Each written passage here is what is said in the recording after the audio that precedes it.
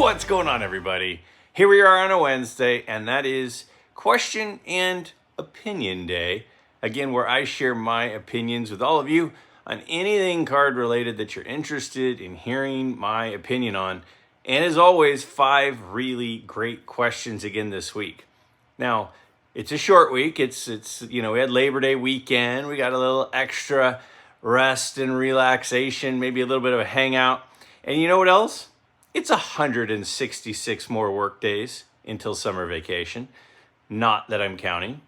So we're going to head into our first question here in a second. But remember, if you have a question that you ever want to hear my opinion on, and you want to just simply type it into the comments below, I'll add it to the list and work its way to the point where here I am giving you my 2 cents, which is probably one of those things where, you get what you pay for. Well, my 2 cents.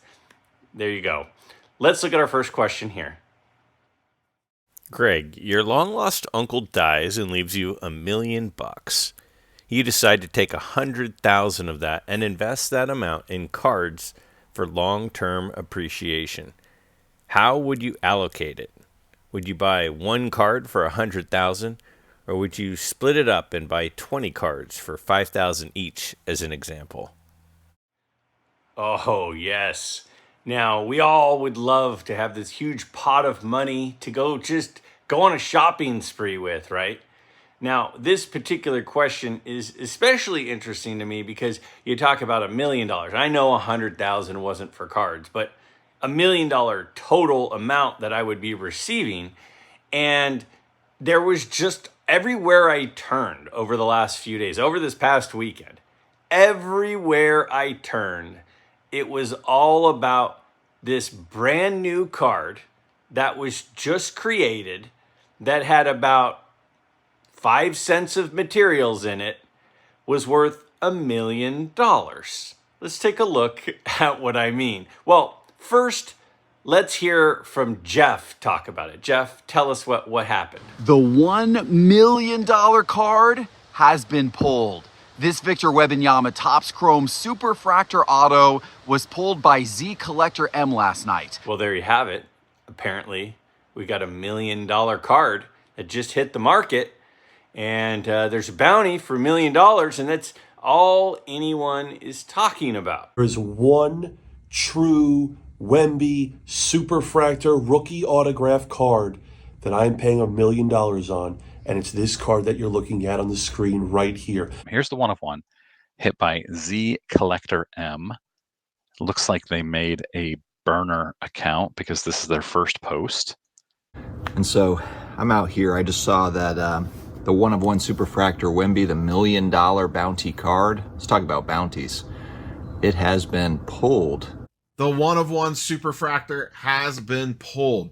Z Collector Torm posted on the Instagram overnight Friday night. I saw this all over the place when I woke up early Saturday morning. Has been hit. So now in my world, what I wouldn't do if I had $1 million or 100,000 is go buy a Wembanyama one-of-one auto that was on the assembly line just a couple of weeks ago. That's not how I would spend it. So how would I spend it? Well, the question was about 100,000. And would I buy one $100,000 card or several like $25,000 cards? Meaning 20 $5,000 cards, right? Now, I'll tell you this, just by nature, I'm fairly conservative in my decision making. And my finances for the most part are as well. Now, with my investments for my retirement, because unfortunately I won't be retiring anytime quite too soon from now, I tend to be a little bit more aggressive because there's a lot more time to recover. But overall, when I make purchases, they tend to not be flashy. They tend to be conservative. So because of that, I could tell you right off the bat, I'm not going with one $100,000 card. or two $50,000 cards. And again, your question is really asking about from an investment perspective. So from an investment perspective, again, I wouldn't personally invest my money in cards. That's not where I would invest my money. But the question is, if you invested your money in cards, it wouldn't be in one or two cards. It would probably be in something like 10 $10,000 cards, or 5 $20,000 cards, or somewhere in there. So the question then is, where would I invest? And again, let me just take a step back. I'm not giving investment advice right now, so please don't sue me if you take $100,000 on this and it doesn't work out for you. This is a game for entertainment purposes. Here's what I would probably do. First, I would only buy names of legendary players who will maintain their legendary status, who are heavy in name recognition. So while I think a guy like an Eddie Collins was a great player, while I think that, even some of the more commonly known names for some of us, like a Roy Campanella or a Mike Schmidt, or I'm just throwing names out there, I would go with the big time name recognition. Now, if you went up to 10 people on the street that grew up in the United States, most of them would know who Babe Ruth was. Most of them would know who Jackie Robinson was. A lot of them would know who Hank Aaron was. A lot of them would know who Lou Gehrig was. A lot of them would know who Mickey Mantle was, or Willie Mays was. Those are the types of people that I would be putting money into. So old cards with a fixed supply, with demand and name recognition. So I would probably go with a couple of 33 Gowdy Ruths. Why the 33 Gowdy Ruth? Well, while I think some of the other releases and other sets and brands that are out there might be even better looking, they're certainly in most cases much rarer. I think that a lot of people are familiar with an iconic set like the 33 Gowdy set, and they're familiar with a guy like Babe Ruth. So I would probably start with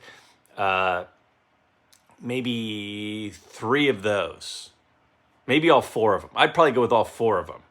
So if I got one of those in, a low to mid grade, we're probably talking about 15,000 each. So that's going to put me up at about 60,000. Then what I'm going to do is I'm going to buy a couple of Jackie Robinsons. I would probably go, I think Jackie Robinson's most iconic card, the card that I think has tremendous upside, is the 52 Topps Jackie Robinson. So I'd probably buy a decent 52 Jackie Robinson. I'd probably buy a 49 Leaf Jackie Robinson, because those two are his two kind of, in my opinion, premier cards.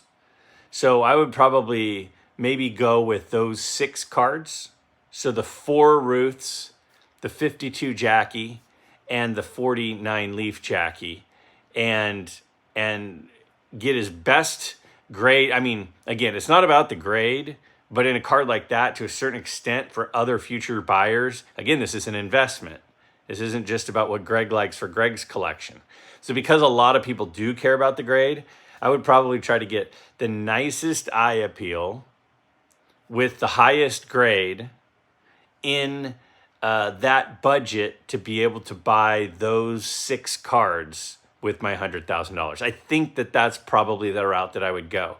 I don't think you can go wrong with Jackie Robinson. I don't think you can go wrong with Babe Ruth. I don't think you can go wrong with 52 Topps. I don't think you can go wrong with 33 Gowdy. I don't think you can go wrong with high eye appeal. I think that's a pretty good way to do it. But what I wouldn't be doing is buying a Wemby card or a Trout card. I wouldn't be buying a Shohei card. Does that mean those players aren't great? No, I think those players are all very good. But that's not the route I would go.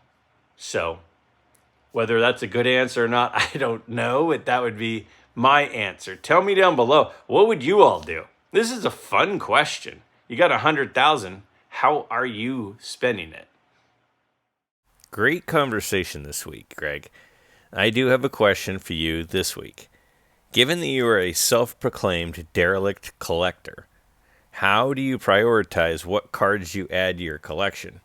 I make two assumptions. There are hundreds, if not thousands, of cards that you want, and your budget is probably not unlimited. Thanks as always, my friend. Okay, couple things here. First, my buddy Billy Ballgame asks a great question. But this is the question I've been asking other people. I've been asking others, hey, how do you decide? Because I can't figure out how to do it. I don't think there's a right answer or a wrong answer. But I've been looking for input on this exact question for a long time. If you go back to a lot of my short-winded episodes, one of the things you'll see come up a lot is this question. How do you decide what you're going to buy? And next, meaning because there's so many things that I want and that they probably want. So I'll do my best to answer it. And the way that I would answer this is I'll look at my own recent purchases. And this week, probably going to be Friday, a couple of days from now, I'm going to share my pickups from the month of August. And I had several pickups from the month of August, and I'll share them then. And then that's also when I will open up the new submission for anybody wanting to participate in the community show and tell from August pickups. So be ready for that. Again, that video should post on Friday. So again, whenever like my students ask me a question or my kids ask me a question or a friend asks me a question, which is happening now, right? Billy's my friend. I try to answer it in, well, what would I do or what have I done? I don't want to be a person who gives advice that is not what they have done. So one of the things I think you're going to see on Friday is the cards that I picked up were all about when an opportunity presents itself, you have to take advantage of it. If there are cards that are not plentiful that you want, now, that doesn't mean it has to be a rare card. And I'll use now Billy for an example. Billy wanted a 54 Topps Hank Aaron rookie card at the National. And he wanted one with really good eye appeal. And he wanted one in a grade that he could afford. So he was going to be looking in that kind of 2.5, maybe 3 grade. Well, there were a lot of Hank Aaron rookie cards in the room, but there weren't a lot that looked nice between a 2 and a 3 grade. He happened to find one, and when he did, he said, hey, okay, I know I already made this other purchase. Some of my funds are down, but I got to figure out a way to liquidate this other card I just bought because I have to take advantage of this opportunity, which is a card that doesn't come up very much. Not the 54 Hank Aaron not coming up very often, but a 54 Hank Aaron in a grade that he can afford at good eye appeal and a decent price point. So what I would say is I have done the same, and this month's pickups I think are going to show that. It wasn't like, because I have a few hundred cards on my list that I want, just like a lot of us. So why did I pick up the cards this month that I picked up? Well, because the opportunity presented itself now for something that fit what I'm looking for. When you're looking for a needle in a haystack and you find the needle, you kind of should pick it up, or else you might lose it and not find it the next time. So one of the cards I showed from the month of August, which I'll show again on Friday, is my Blackbeard N19 Pirates of the Spanish Main card from the Allen and Ginter set. Now, I've been wanting one of those. I've been searching for one for 2 years. I've seen one other one for sale, and it was a thrashed one. Thrashed. Awful, awful looking one. And it sold for quite a bit.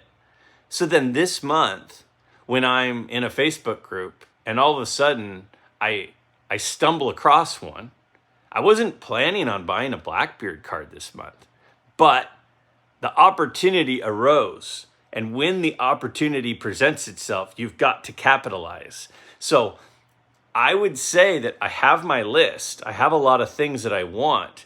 And then when the right one pops up that meets all the check boxes you need, whether it be eye appeal or price point or grade or whatever it is that you're looking for, the determining factor of whether I buy this now or that now is, well, what presented itself at this opportunity, at this moment? Because if I didn't take that opportunity for that particular Blackbeard, it may have been a while before I found the next one.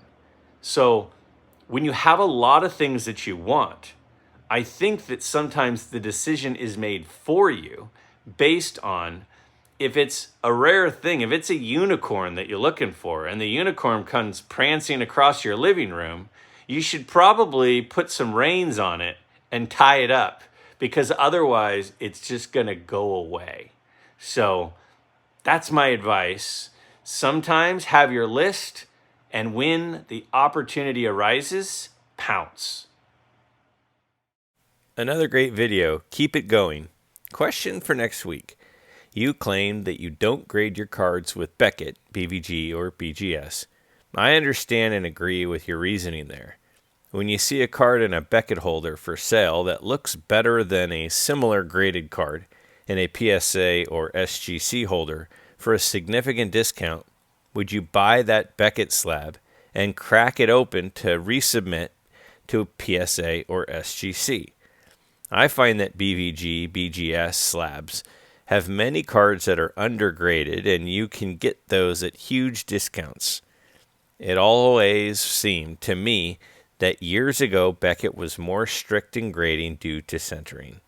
Why not search for those discounts for better looking cards and just resubmit them for the holders that you prefer and gain value that way?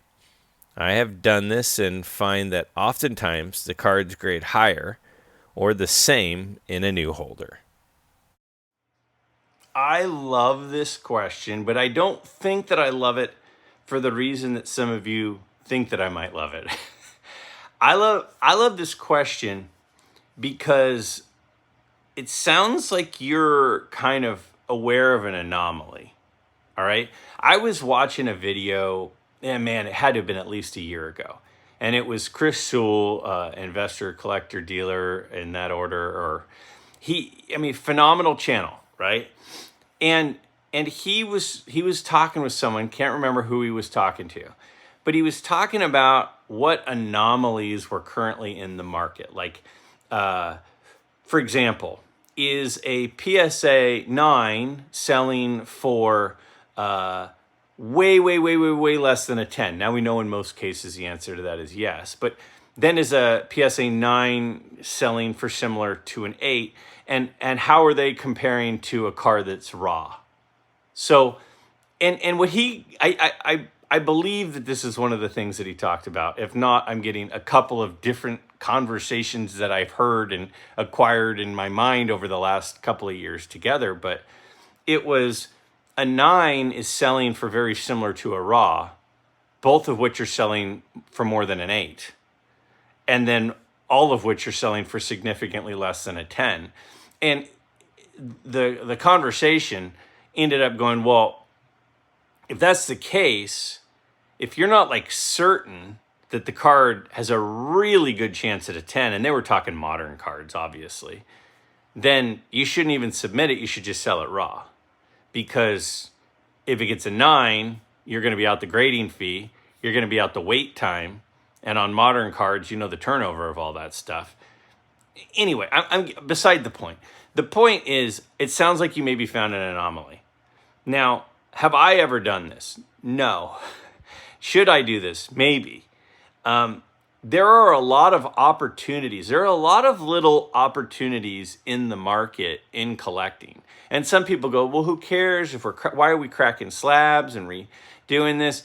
Well, some of us don't have the money to just buy every card that we want in our collection. Some of us have to find a way to grind out a few bucks to make this hobby more affordable. And I have a ton of respect for the person who buys something in bulk and then pieces it out and grinds out for a few dollars of profit to be able to afford their collection. The person who buys nice cards that are raw, gets them graded, and then takes the profit and uses the profit and the extra margin to fund their hobby. Like, that's how a lot of us do this, because we don't have a lot of money. And because of that, I think that finding these little anomalies or these little openings in the market is great. Now, have I ever done that? No.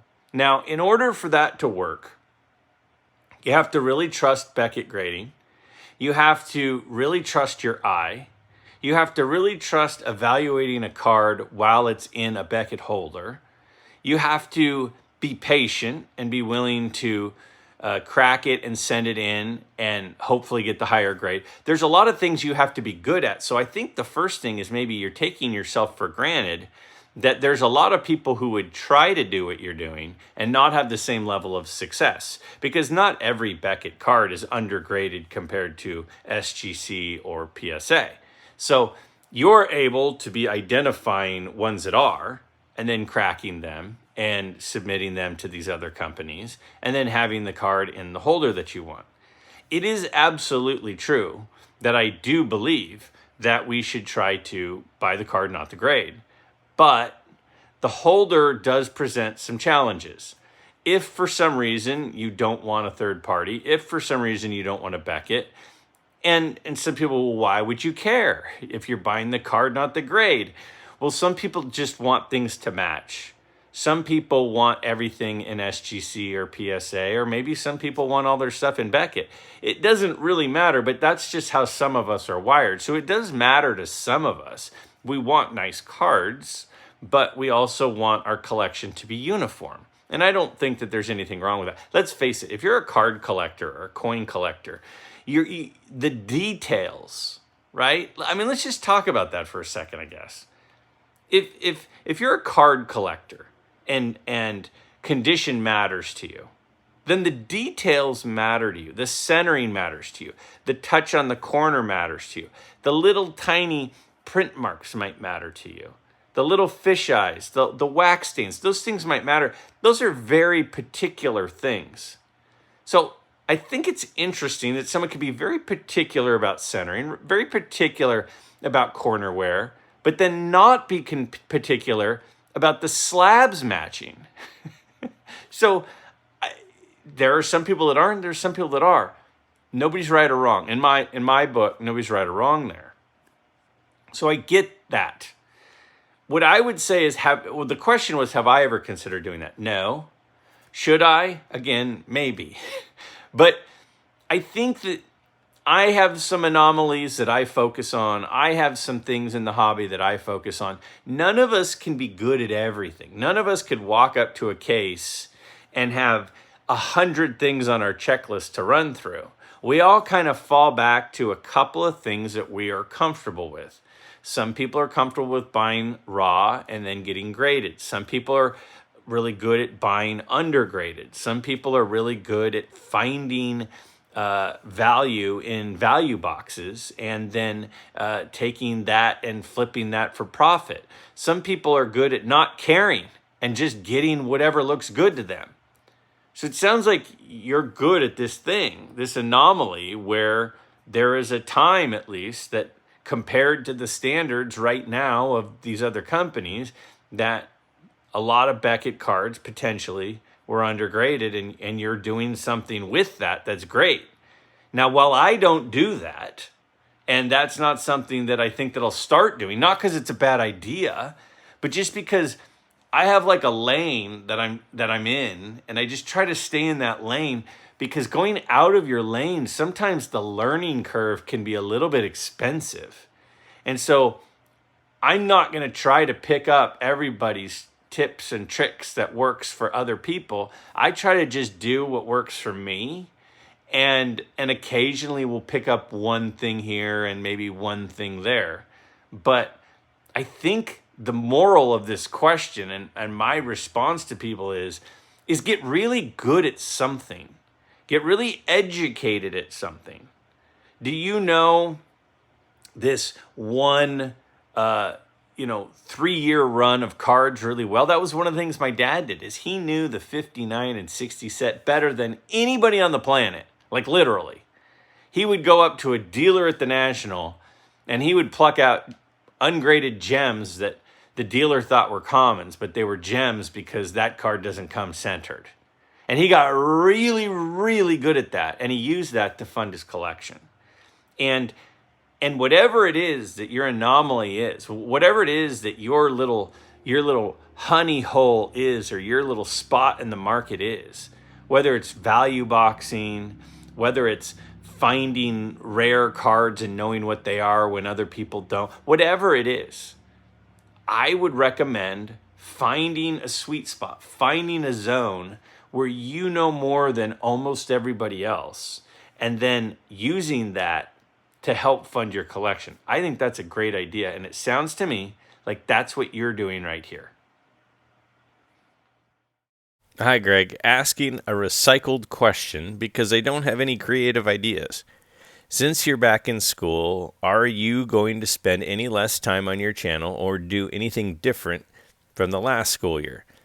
What are your strategies to preserve your physical and mental health? Alternatively, if you do feel well, could you potentially see yourself having a vintage card club for the students at your school that would be interested in it, having a club? That could honestly be very rewarding and beneficial. As kids and teenagers too, both the present and future of the hobby. All right, Andrew, this isn't a recycled question. I think this is an interesting question. It's not specific to cards, but it's specific to the amount of time that we spend in the hobby that we all share being cards. So first off, let me start with, do I plan on spending less time on my channel than I did before? I feel like my channel continues to evolve. When I first started my channel, I was doing lots and lots and lots of shorter videos. And now I feel like I'm doing 3 or 4 longer videos. Why did that happen? Because that just is comfortable. Like, that just kind of happened. That wasn't a plan. I didn't plan on going, I'm going to start doing long videos. I just started doing long videos. And then that was enjoyable, so I just did what was enjoyable. So what will happen? I don't know. How will the channel evolve? I don't know. I am committed to Monday videos where I ask the community questions. That's not going anywhere. I love that episode. I've missed one of those in about the last 15 months. I've missed one Monday for those, and it was the weekend I was in Strongsville.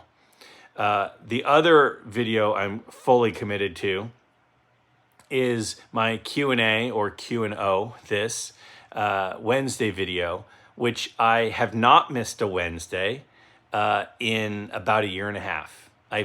Every single Wednesday, this has landed on a Wednesday morning. I'm fully committed to that. That's not going to change.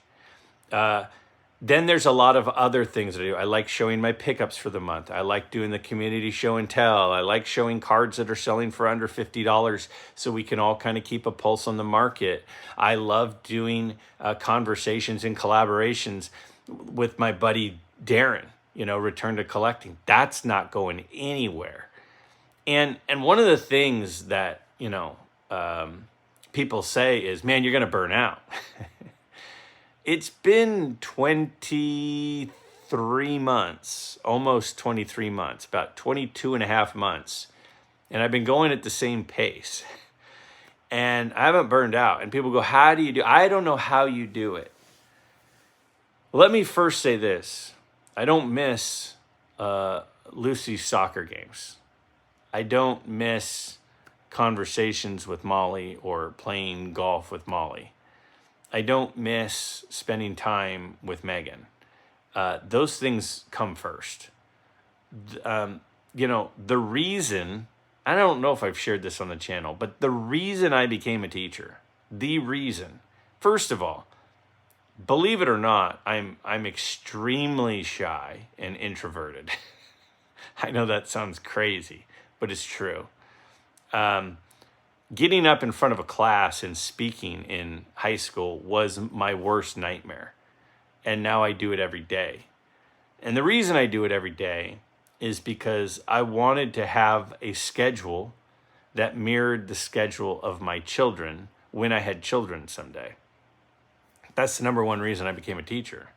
And so I'm not going to suddenly miss things with my kids or for my kids. I mean, I coached both of their softball teams growing up. I coached both of their soccer teams growing up. I go to all their games. I go to all their events. I go to all their award ceremonies. I go to all their stuff. And I don't miss those things. And I'm a teacher so that I wouldn't be out of town. So I wouldn't have late work nights. I don't miss stuff. So how do I do it then? Well, I prioritize. And priority number one is my family. Not even close. They're way more important than this channel. They're way more important than my work. My job matters to me, but my job is a job. See, I don't live to work. I work to live. See, there's a big difference there. There are people who get up every morning because of their work. They love their work and they're passionate about their work, and that's their thing. That's not my thing. My thing is my family. My other thing below my family, but above my work, quite frankly, is having fun, my friends, my hobby, this. So when I have free time, I don't come home and I don't watch movies. On Labor Day, I'm not out watching a movie. I was doing a bunch of yard stuff. I was doing a bunch of house maintenance stuff. And I was working on the channel. I was doing stuff for the channel because this is my hobby. See, one of the reasons I started this channel now, when I started it, is because my hobby has been my kids' stuff. It's been going to their games. It's been coaching their teams. I was a high school golf coach for 8 years, and I quit because it was going to interfere with coaching my daughter's teams. So I said, 8 years, been a fun run. See ya. I'm going to go coach Little League softball and youth rec soccer. And so that's what my hobby became, is my kids' stuff. But now, Molly's a sophomore in college, Lucy's a senior in high school. Their stuff is starting to come to an end. And because of that, I need to replace that with something. And I needed to replace that with a hobby. And part of that is cards, because I've always had cards kind of in the simmering on the back burner. And it is intensified recently as my kids have gotten older and I've been able to devote more time to it.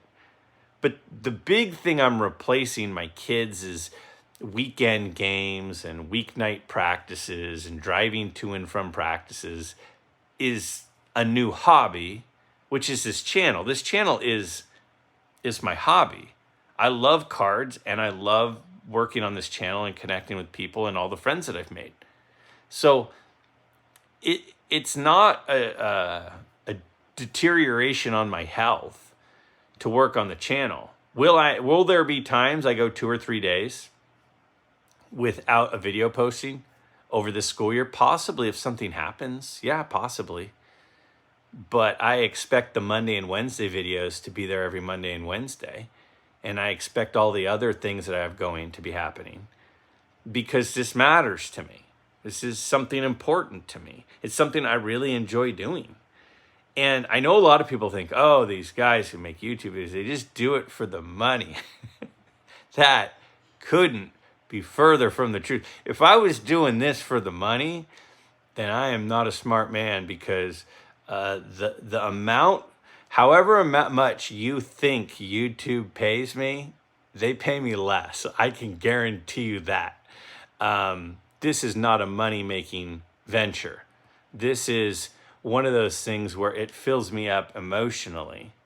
And that's why when, I get the negative comments that pop up, it's like, okay, cool. I can't focus on that because what I'm doing here is trying to have fun. That's it. That's all I'm really trying to do is have fun, make some friends. And I can tell you that over the last year to 2 years, I've made some really good friends that I think I'll be friends with for a really long time. Even if this channel ended tomorrow, I really, really hope and think that several of those friends will remain my friends. As far as the starting a card club at my school, you know, I'm a person who says yes to everything. I've been the department chair of my department for 16 years because they asked me to do it. I was the golf coach for 8 years. I've started programs at my school for at-risk incoming freshmen, for at-risk students at the school. I've done a lot of stuff. And I've said yes to I've been the testing. I said yes to too much for too long. And I'm at a point now where I've finally given myself permission to say no from time to time. And though I think a club like that could be cool, I would rather devote my time and energy to this channel and the people who want to connect here and not do that. I'll let somebody else do that. I help my students in the classroom every day. I work really, really hard to be a good teacher for my students. And then the day ends, the bell rings, and then I go live my life. And I live my life away from school. And part of the place I live my life is here. And this is where I would rather be spending my time. Another question from Andrew says, "Hello, Greg. It's been said before, a card can speak to you. When you saw the Ernie Banks 1954 Topps rookie card at the National, the stars aligned. Do you think it's possible you would ever buy another Ernie Banks rookie card?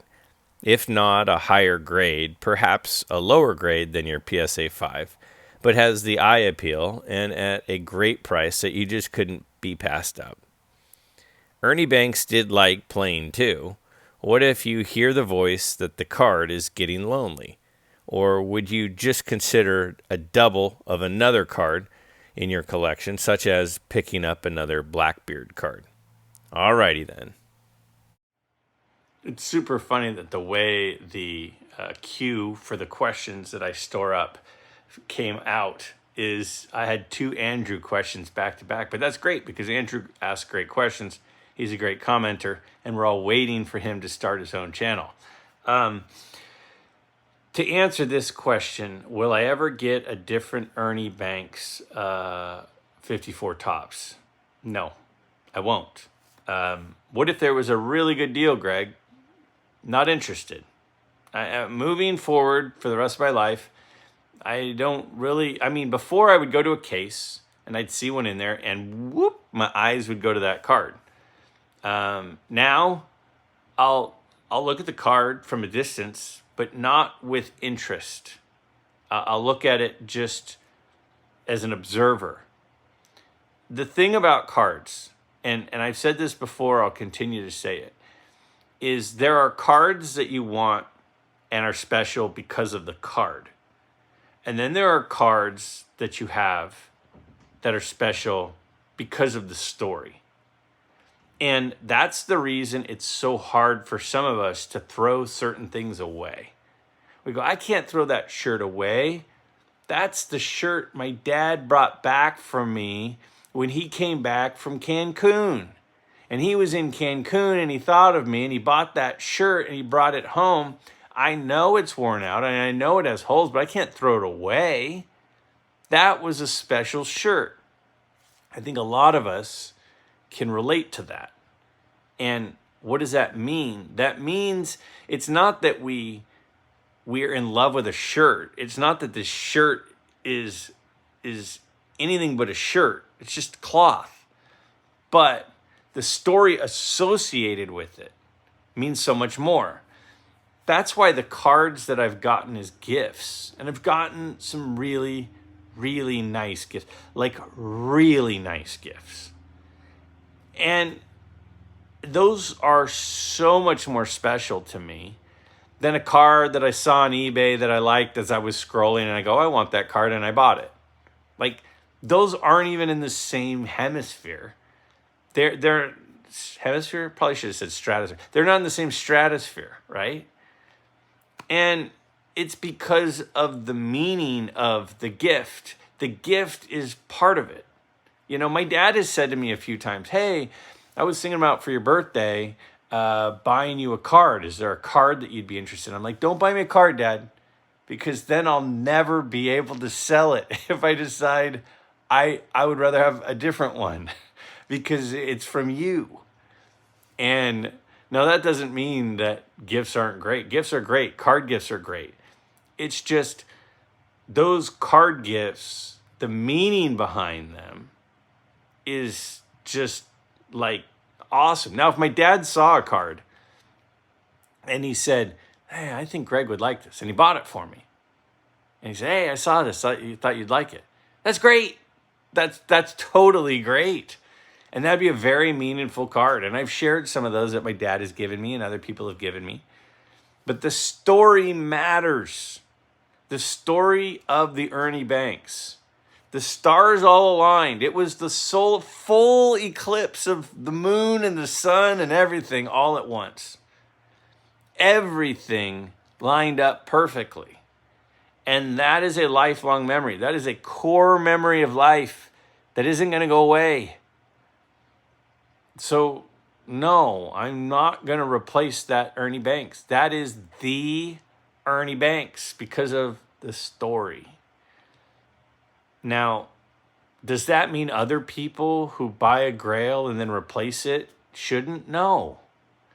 But that card with that story and that memory attached to it is not going anywhere. Someday my kids will get it and they'll go, what do I have? What did he have this guy for? That's okay. That's okay. Hey, great questions this week, guys. And again, as always, if you have a question for an upcoming episode, don't hesitate to put it in the comments below. If you've asked a question in the last week or two and it hasn't been featured, be patient. It will be coming soon, I promise you.